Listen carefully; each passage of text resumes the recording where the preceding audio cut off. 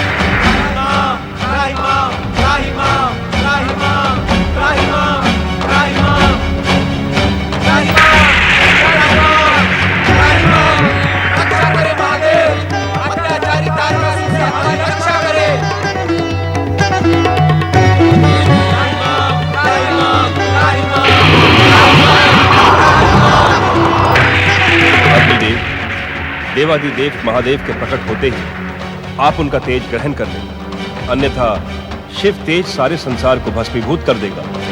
जो आ गया परमपिता।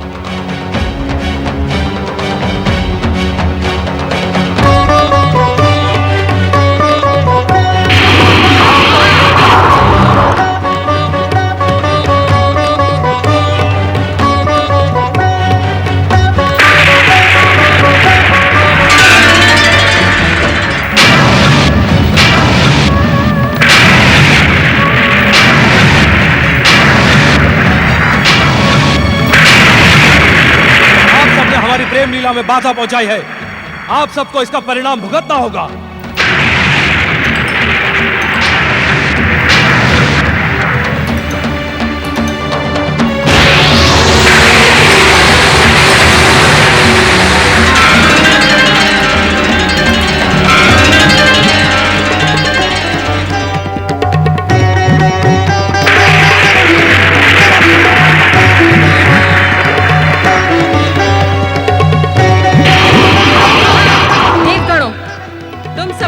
महादेव को पुकार कर मेरी पुत्रकांक्षा में विघ्न उत्पन्न किया है।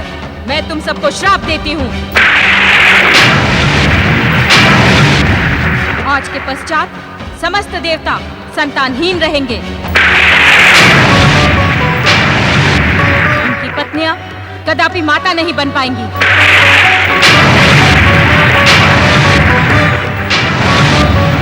शांत हो देवी। शांत हो देवी। हे ममतामयी शिवा, शांत हो जाइए।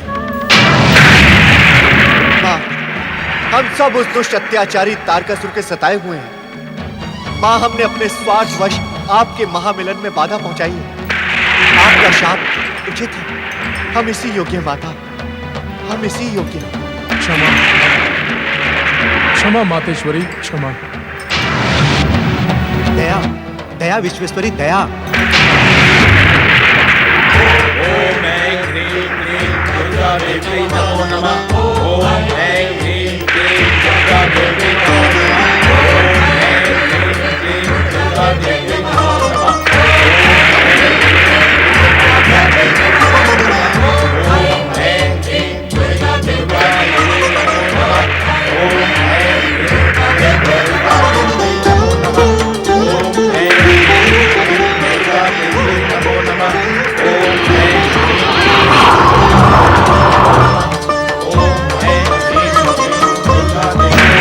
ब्रह्मा जी, मुझ जगनी का शरीर शिव तेज के कारण भयानक ताप का अनुभव कर रहा है।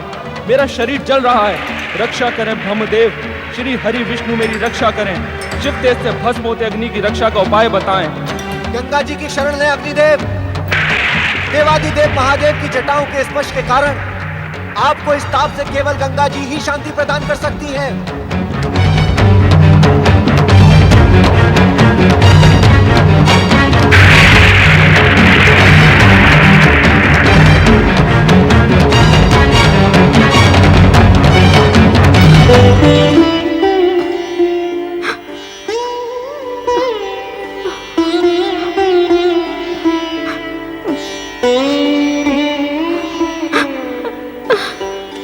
देवी पार्वती, जो कुछ भी हुआ वो विधि का निश्चित विधान था। इस घटना को इसी प्रकार घटित होना था। विधि का आश्रय लेकर आप मुझे संतुष्ट नहीं कर सकते स्वामी। सर्वशक्तिमान होते हुए भी आपने मेरी पुत्रवती होने की आकांक्षा को ध्वस्त कर दिया। आपके शरीर से निकला हुआ तेजस्वी ओज मुझे पुत्र प्रदान कर सकता था, किंतु वो भी व्यर्थ हो गया। मेरी जन्म जन्मांतरों की मनोकामना अपूर्ण रह गई। क्रोध का त्याग करें देवी पार्वती। शिव की शिवा को अश्रु बहाना शोभा नहीं देता। मेरी बात ध्यान से सुने देवी पार्वती। मेरे शरीर से निकला हुआ तेजस्वी ओज कदापि व्यर्थ नहीं हो सकता। उससे उत्पन्न हुए परिणाम शुभ ही होंगे। देवी पार्वती, हमारे उसी तेजस्वी ओज के द्वारा देवताओं की आशा पूर्ण होगी।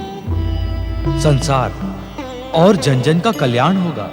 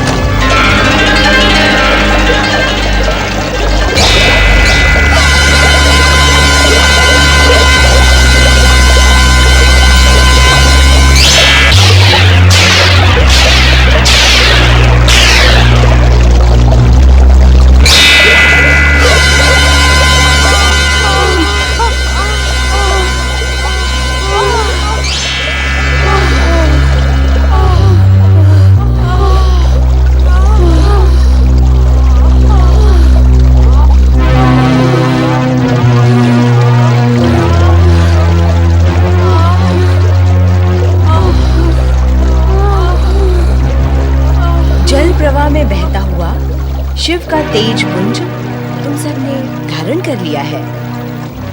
अब इस पीड़ा और संकट का निवारण केवल शिव आराधना ही है। आओ तट पर बैठकर पंचाक्षरी मंत्र का जाप करें। शिव सदा मंगल ही करेंगे।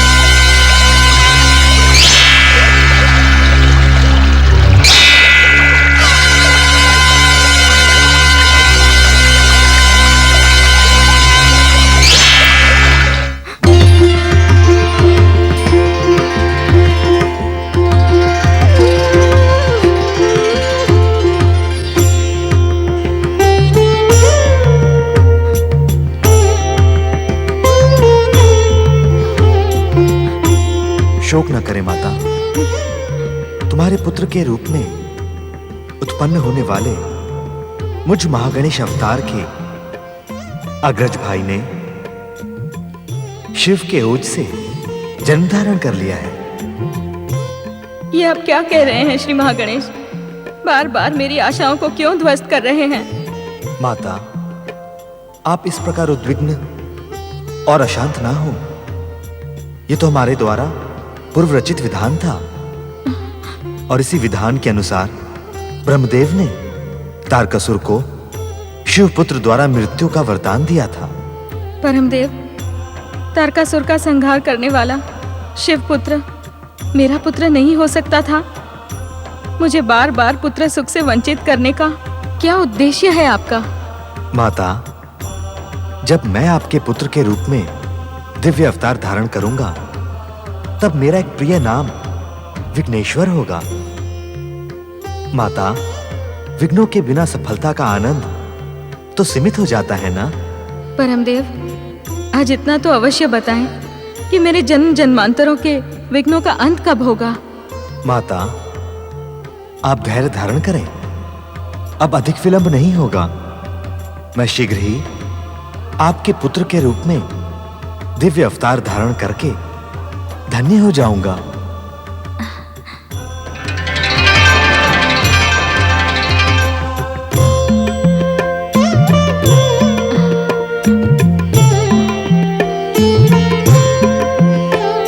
परम देव श्री महागणेश का कथन सुनकर देवी पार्वती सोच में पड़ जाती हैं।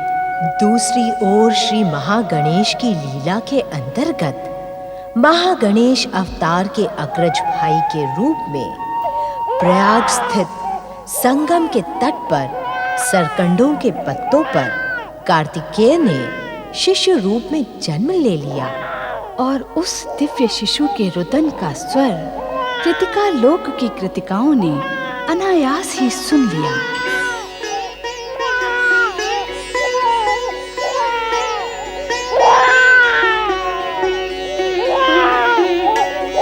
कैसा रुदन है ये कौन शिशु रो रहा है?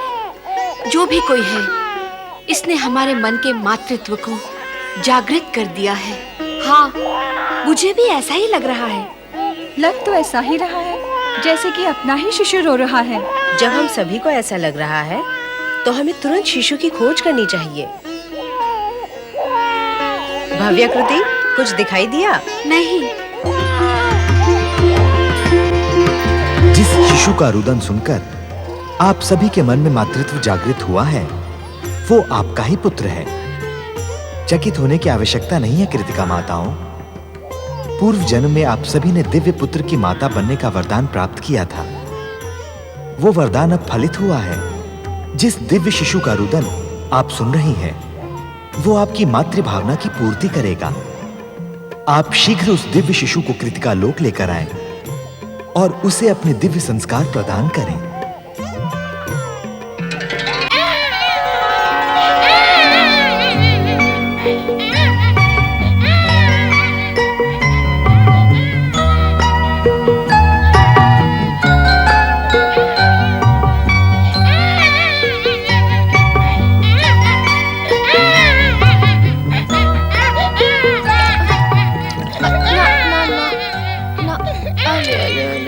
बस बस बस मेरे लाल, बस मैं आ गई। चुप हो जा मेरे लाल, चुप हो जा। ला, मुझे भी दे। अरे क्या दशा हुई है रोते रोते। अरे अरे, देखो तो इसका चेहरा कितना कुम्हला गया है। ला, मुझे भी तो दे। तुझे क्यों, मुझे क्यों नहीं? और तुझे ही क्यों? मैं भी तो इसकी माँ हूँ। तो मैं भी तो इसकी माँ हूँ। क्यों?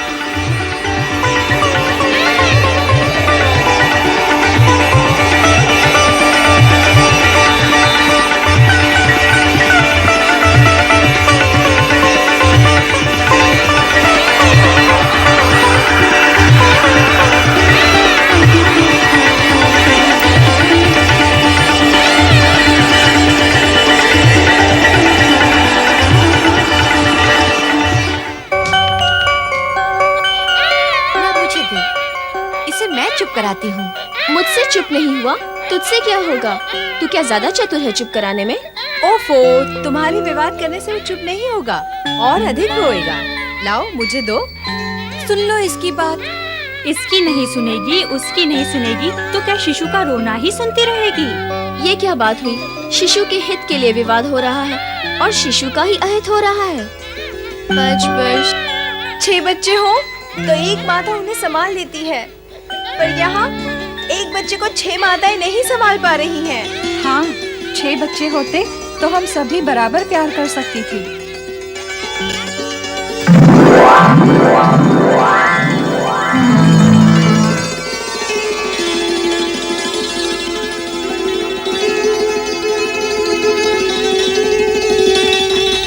बच्चे नहीं तो क्या, 6 मुख तो है। सखियों, हमारे इस पुत्र का नाम क्या है? कार्तिकेय। कार्तिकेय? आप सभी मेरी माताएं हैं, 6 माताएं। कृतिकाओं का पुत्र होने के कारण मैं कार्तिकेय हुआ। कार्तिकेय? हमारा पुत्र कुमार कार्तिकेय, हमारा पुत्र कुमार कार्तिकेय, हमारा पुत्र कुमार कार्तिकेय। चल मेरे घोड़े, टिक टिक टिक। चल मेरे हाथी, थम थम थम। मुझे मयूर की सवारी में बैठना है। हाँ हाँ, बैठ जाना मयूर की सवारी पर। तू बहुत बड़ा हो गया मेरा राजा बेटा। राजा बेटा? तो फिर बना दो मुझे राजा बेटा। हाँ हाँ, बना देंगे तुझे राजा। पुत्र कार्तिकेय को राजा जैसा अभी सजा देते हैं। हाँ, अभी सजा देते हैं। ये रहा तेरे सिर का मुकुट। हाथ में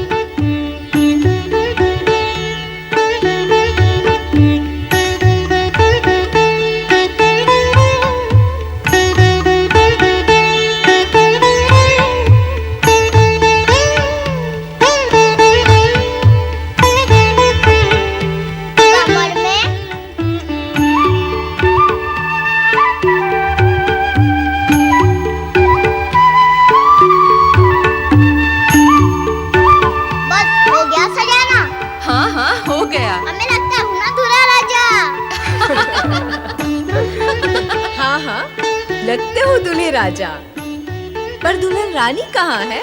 रानी अथवा रानियाँ। क्या? क्या?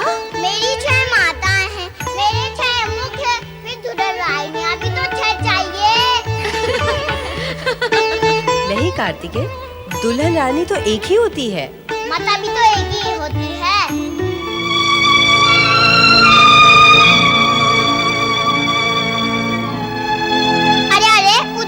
होती हो, 6 माता के आंगन में एक पुत्र तो है, पर उस माता के मन की क्या दशा होती होगी जिसको एक भी पुत्र नहीं।